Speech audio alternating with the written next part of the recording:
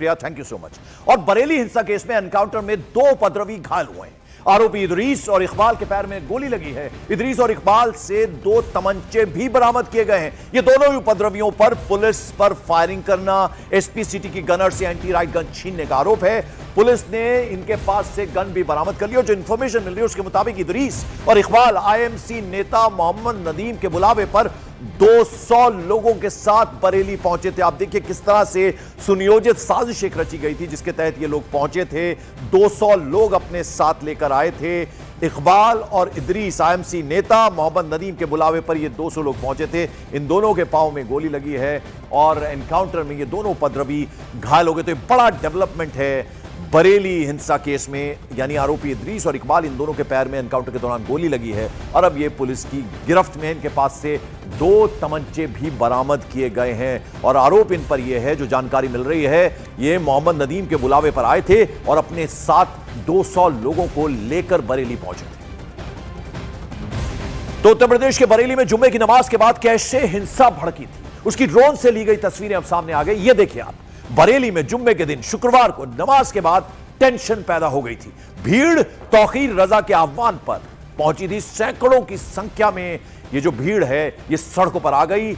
Islamia inter college की तरफ ये जाना चाहती थी लेकिन मौके पर पुलिस मौजूद थी। जबरदस्त तरीके से वहां बैरिकेड्स लगाए हुए थे जिससे इन्हें रोका गया। इसके बाद लोग पुलिस के साथ धक्का मुक्की करते नजर आए, पत्थरबाजी भी की गई। पुलिस ने बहुत समझाने की कोशिश की इनको, लेकिन ये प्रदर्शनकारी माने नहीं।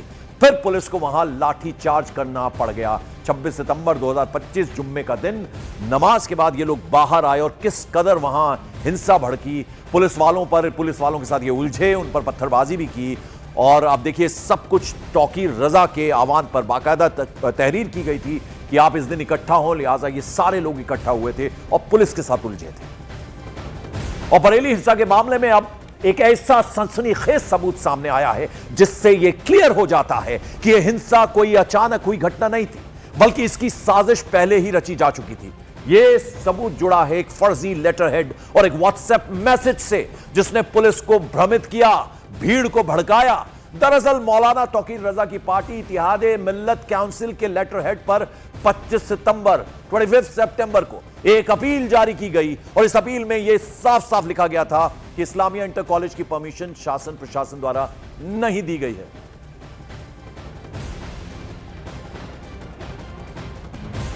तो कैसे आप देखिए कि किस तरह से बरेली में हिंसा भड़की, शांति की अपील जो है वो की गई थी और कैसे दंगे की साजिश को अंजाम दिया गया। आप ये देख सकते हैं। आप सभी से अपील की जाती है कि अपनी मस्जिदों में नमाज पढ़कर अपने घर चले जाएं। इस्लामिया इंटर कॉलेज मैदान में कोई कार्यक्रम नहीं होगा, वहां पहुंचने की जरूरत नहीं है। और फिर देखिए एहतेजाज को खराब करने की साजिश है और कुछ नहीं। ये दंगे की कैसे साजिश रची गई ये हम आपको बता रहे हैं। ये अपील कैसे की गई थी शांति की, आप सभी से अपील की जाती है कि अपनी मस्जिदों में नमाज पढ़कर अपने अपने घर चले जाएं। ये कहा गया था प्रमुख हजरत मौलाना तौकीर रजा। और फिर कैसे इसको पूरा पलट दिया गया। नमाज के बाद घर जाने की अपील की गई थी, ये साफ साफ कहा गया था, लेकिन इसे नहीं माना गया। लोग जो है वो नमाज पढ़ने के बाद सड़कों पर इकट्ठा हो गए और फिर किस तरह से वहां हिंसा फैली, पुलिस पर पथराव किया गया, पुलिस से उलझा गया। ये हम आपको बता दें कि कैसे रात में नदीम का ये भड़काऊ पोस्ट आया। ये आप यहां पर देख सकते हैं कि इसमें बाकायदा लिखा गया कि कैसे इकट्ठा होना है, कहां इकट्ठा होना है। ये देखिए कि साफ साफ ये लिखा गया है कि कैसे यहां पर माहौल को खराब करने की साजिश जो है वो रची गई। ये सब हम आपको दिखा रहे हैं, यानी पूरा सुनियोजित ढंग से ये किया गया था और इसकी बाकायदा साजिश रची गई। बरेली हिंसा में एक लेटर इस वक्त सबसे दिलचस्प है जो इस पूरे उपद्रव कांड को काफ़ी हद तक पुलिस के इन्वेस्टिगेशन में मजबूत करता दिख रहा है। दरअसल ये लेटर इत्तेहाद मिल्लत काउंसिल का है जो यहाँ पर तौकीर रजा की पार्टी है और इसमें ख़ास तौर से 25 तारीख को ये लेटर लिखा गया। लेटर हेड है का आईएमसी पार्टी का और उसमें लिखा गया है कि यहाँ पर प्रशासन की अनुमति नहीं है प्रशासन की अनुमति इसलिए नहीं है इस्लामिया इंटर कॉलेज में क्योंकि नवरात्र समेत कई त्योहारों का मौका है और पुलिस प्रशासन ने भीड़ की इजाज़त नहीं दी है। इसलिए सभी लोग यहाँ पर इकट्ठा न हुए, नमाज पढ़कर निकल सकते हैं, अपने अपने घरों को चले जाए, क्योंकि राष्ट्रपति महोदया को जो ज्ञापन दिया जाएगा वो देने के लिए खुद यहाँ पर तौकीर रजा चले जाएंगे। इसलिए लोगों की यहाँ पर भीड़ ना जुटे। और उसके बाद उसी रात को ये लेटर जो है वहाँ पर तौकीर रजा की एक ऐसा ग्रुप था, उस ग्रुप में पोस्ट किया गया और उस ग्रुप में पोस्ट करने वाला और कोई नहीं बल्कि तौकीर रजा का मीडिया कोऑर्डिनेटर नदीम है। नदीम के सिग्नेचर, नदीम के नाम का ये लेटर हेड भी था, लेकिन नदीम ने उसी लेटर हेड को पोस्ट करके ये लिखा कि एक लेटर यहाँ पर सोशल मीडिया पर फर्जी तरीके से लिखा गया, उसे वायरल किया गया। उसमें जो बातें लिखी हैं वो बिल्कुल बेबुनियाद हैं और उसमें उसने ये भी कहा है कि ये लेटर जो है किसी भी सूरत में ऐसा नहीं है कि इसका कुछ चीज़ें सत्य हो, क्योंकि लोगों को आना है। ये लेटर मैं एक बार पढ़कर उस लेटर के बारे में आपको बता दूं। उसमें नदीम ने ये लिखा कि भाइयों, आपको एक बहुत अहम बात करनी है कि ये जो लेटर हेड आप देख रहे हैं ये इत्तेहाद मिल्लत काउंसिल का लेटर हेड नहीं है, ये बिल्कुल फर्जी है। और बरेली हिंसा पर दरगाह आला हजरत की तरफ से एक बड़ा बयान आया। तौकीर रजा की गिरफ्तारी और पुलिस की कार्रवाई पर यह बयान आया है। बरेली में मुसलमान को टारगेट करने का आरोप लगाया गया है, गिरफ्तारी पर रोक लगाने और केस वापस लेने की मांग की गई है। तो ये आपको बता दें, ये नया जो है वो बयान आया है। ये बयान किस तरफ से आया? दरगाह आला हजरत की तरफ से ये बड़ा बयान तौकीर रजा की गिरफ्तारी और पुलिस की कार्रवाई पर आया है। जुमे के दिन ज्ञापन देने के वक्त जो हालात पेश आए, लाठीचार्ज हुआ, वो सिर्फ मुसलमानों को ऊपर लाठीचार्ज किया और मुसलमानों को ज़दोकोब किया गया।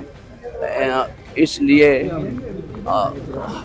ख़ानदान के तमाम अफराद ने मिलकर एक डिमांड पेश की है प्रशासन के सामने कि बेगुनाह मुसलमानों की गिरफ्तारी पर तत्काल प्रभाव से रोक लगाई जाए। इस बीच बरेली जाने से रोके जाने और हाउस अरेस्ट करने पर कांग्रेस सांसद इमरान मसूद ने आपत्ति जताई। न्यूज 18 इंडिया से बातचीत में इमरान मसूद ने कहा कि जिस तरीके से कार्रवाई की जा रही है वो उचित नहीं है। मैं इस वक्त सहारनपुर में इमरान मसूद जी के घर पर हूं। कांग्रेस के सांसद इमरान मसूद जी बरेली जाना चाहते थे, लेकिन पुलिस ने कहीं ना कहीं उनको रोक दिया है। क्या कहना है उनका, जानते हैं इमरान मसूद जी, बताएंगे। कल देखिए, बरेली में जो कुछ हुआ, मैं जाकर के वहाँ अधिकारियों से मिलना चाहता था। बहुत सारे फ़ोन वहाँ से लगातार आ रहे थे कि बहुत बेगुनाह लोगों को उत्पीड़ित किया जा रहा है। हम लोग नहीं चाहते कि किसी भी तरह का माहौल ख़राब हो, अमन और शांति के हम लोग पैरोकार हैं। जिस तरीके से वहाँ पर कार्रवाई हुई वो किसी सूरत भी मुझे नहीं लगता मस्जिद नमाज़ पढ़ने के लिए है। नमाज़ पढ़ने के लिए जाएं, ये तमाशा बंद होना चाहिए कि चार लड़के आएंगे और आकर के बाहर कोई बात कहेंगे और जो लोग नहीं चाहते उसके अंदर शामिल होना, वो भी ना चाहते हुए उसके अंदर शामिल हो जाते हैं और पुलिस फिर एक्शन करती है और ये कार्रवाई हो जाती है। तो क्या पोस्टर जो लेकर निकल रहे हैं लड़के, वो बीजेपी का एजेंडा है? नहीं, बीजेपी का ही एजेंडा है और किसी का एजेंडा नहीं है। क्या मतलब है? आप सल्लल्लाहु अलैहि वसल्लम की मोहब्बत हमारे दिल में है। तो इन गुमराह लोगों को समझना चाहिए कि आप सल्लल्लाहु अलैहि वसल्लम का नाम इस तरह से लिख करके बेहुरमती मत करें। इस तरह आप नाम लिख करके पोस्टर फाड़े जा रहे हैं, जमीनों में डाले जा रहे हैं। क्या तमाशा बना दिया भाई आपने? क्यों कर रहे हैं आप ये? मुसलमान होना अपने आप में इस बात की गारंटी है कि उनको आप सल्लल्लाहु अलैहि वसल्लम के साथ निस्बत है, उनके साथ मोहब्बत है। इस बात की जरूरत नहीं है कि आप दिखाएं इसको। और एक पोस्टर पकड़ने से जो जिस पोस्टर पे मोहब्बत लिखी हुई हो, उस पोस्टर से नफरत कहां से आ गई? उस पोस्टर से तो कोई नफरत नहीं आई, तो लेकिन आपको टारगेट किया जाता है। आपको समझ में नहीं आ रही है बात? तो आपको बरेली जाने से रोक दिया गया, कहीं ना कहीं सरकार डर गई आपसे? नहीं, मुझसे क्या डरेगी? मैं तो बहुत छोटा आदमी हूं भाई, मुझसे क्या डरेगी सरकार?